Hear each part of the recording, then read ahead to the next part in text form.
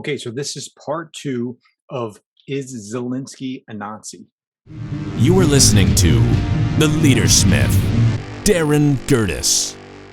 So I just wanted to confirm neither he nor members of his cabinet nor Ukraine in general are Nazis.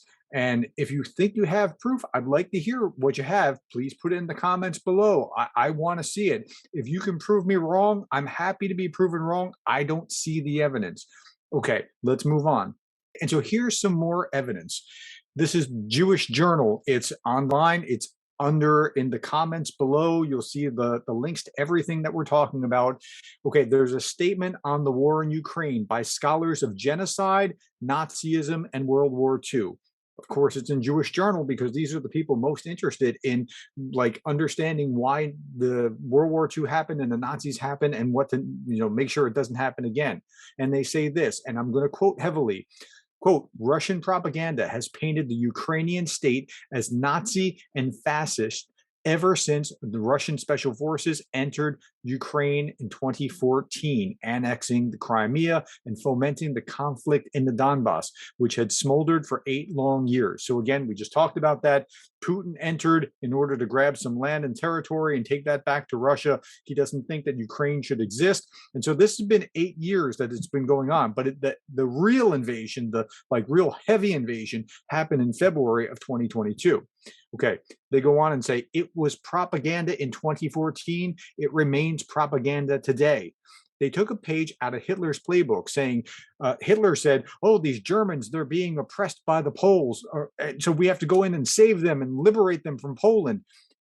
Putin was doing essentially the same thing about Russians who are being oppressed by these Nazi Ukrainians. And we have to go in and liberate them. He's grabbing land. That's what he's doing. Okay, the historians go on, quote, there is no Nazi government from Moscow to root out in Kiev. There has been no genocide of the Russian people in Ukraine, and Russia troops are not on a liberation mission. War is not peace. Slavery is not freedom. And ignorance offers strength only to autocratic megalomaniacs who seek to exploit it for their own personal agendas. There he's quoting Orwell 1984. Okay, they go on a little bit further. They say the attack is a continuation of Russia's annexation of the Crimean Peninsula in 2014 and its heavy involvement in the armed conflict in the Donbass region. A little bit further, Russian propaganda regularly presents the elected leaders of Ukraine as Nazis and fascists, oppressing the local ethnic Russian population, which it claims it needs to be liberated.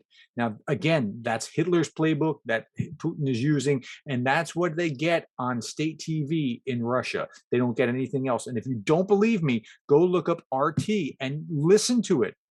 Okay, now there's 300 plus historians who study this. So if you're telling me, oh, I saw a meme or I heard this guy on Facebook or whatever, and you're saying that's why you believe it, 300 historians have signed onto this letter. They say, we are scholars of genocide, the Holocaust, and World War II.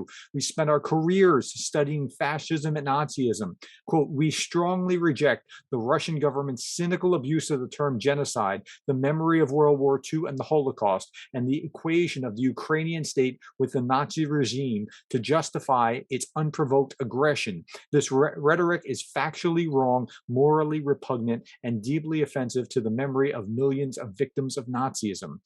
And they go on a little bit further and they say, we do not idealize the Ukrainian state and society. Like any other country, it has right-wing extremists and violent xenophobic groups. Ukraine also ought to do better to confront the dark chapters of its painful and complicated history. Yet, none of this justifies the Russian aggression and the gross mischaracterization of Ukraine. At this fateful moment, we stand united with free, independent, and democratic Ukraine and strongly reject the Russian government's misuse of the history of World War II to justify its own violence. And then it has this long, long list of all the signers from all these John Hopkins, University of California, University of North Carolina, University of California again, Queens College, University of Oxford, University of Texas, California, Wisconsin, Warwick, Brown University, and it goes on and on and on and on.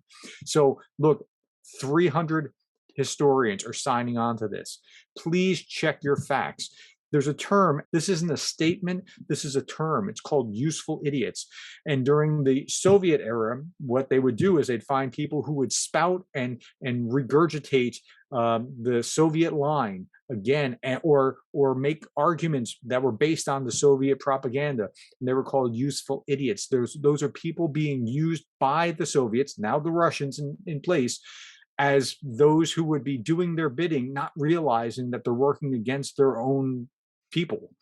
Okay, so please don't fall into that category. Study and research it yourself. Let me leave you with one last thought. I'm a Christian. I was taught long time ago, if you think you have a novel new take on the Bible, you probably are wrong.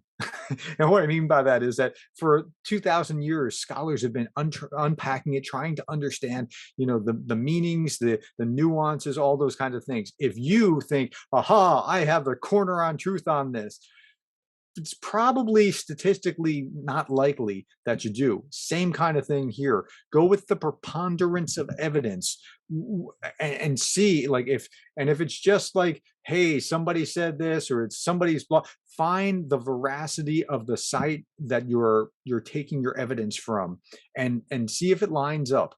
Okay, I'm urging you, don't be spreading bad ideas. Okay, I wanted to give this paint this picture to you that, one, Zelensky's Jewish, so he has no love for the Nazis.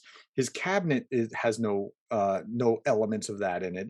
The government itself is not like a bunch of Nazis running around. Even the Azov battalion is this tiny little piece of what's going on there, and they, as much as they might have those inclinations, just want to kill Russians who have invaded their land, by the way.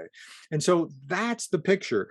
Is Zelensky a Nazi? No. If you have proof, however, I would love to hear it. So put those links below and answer in the comments. Just don't be snarky about it, but I'd like to see it. I would absolutely love to see whatever evidence you have, because if I'm wrong, I want to know that I'm wrong, but I want to see the evidence. Okay?